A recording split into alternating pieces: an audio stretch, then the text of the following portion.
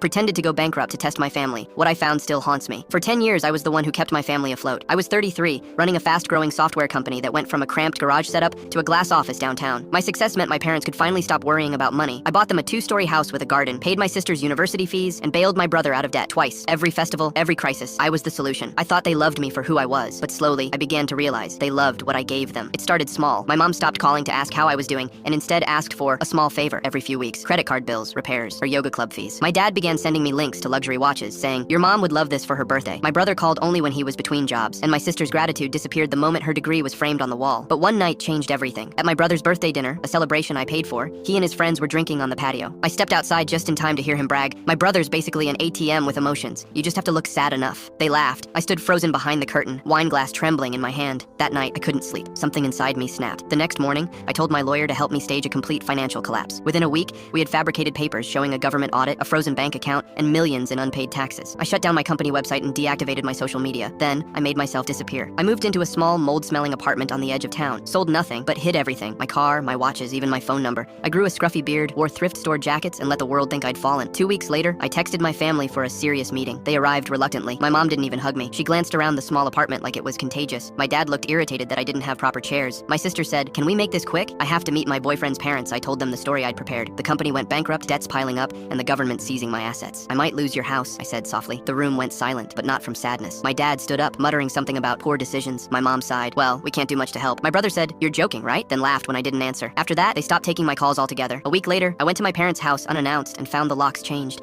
My mother opened the door a crack and said, "You shouldn't be here right now." My heart sank. Then one afternoon, I saw something that sealed their fate. My brother had posted a photo on social media, standing in front of my car that was supposedly sold off. He'd found where I hid it and was using it. The caption read, "New ride, new life." That's when I decided to end the experiment. 2 weeks later, I returned to my parents' house, clean-shaven in a tailored suit, driving that same car. My sister was hosting a small party, and when she saw me step out, her glass nearly fell from her hand. I didn't smile. I simply handed her a brown envelope. Inside was a legal notice. "You all have 30 days to move out," I said calmly. "The property is under my name." My mom burst into tears. My dad shouted about disrespect, and my brother tried to joke it off. I didn't raise my voice. I just walked out, leaving them with the same silence they once gave me. That evening, my assistant emailed my siblings a detailed account of every dollar I'd spent on them, down to hospital bills and car loans. Each had a repayment schedule attached. My brother tried calling me 17 times. I blocked him. My sister showed up at my office crying, but I simply said, "You don't get to choose when to care." Soon, the extended family got involved. My uncle said I'd shamed the elders. My aunt said forgiveness was the noble path. Funny how none of them cared when they thought I was broke. 3 months later, I found out my parents moved into a small rented flat. My sister picked up extra shifts at the hospital, and my brother started delivering furniture for a living. They all avoided me in public, and that was fine. Now, it's been half a year. I live in a coastal city where mornings smell of salt and freedom. I wake up early, walk barefoot on the sand,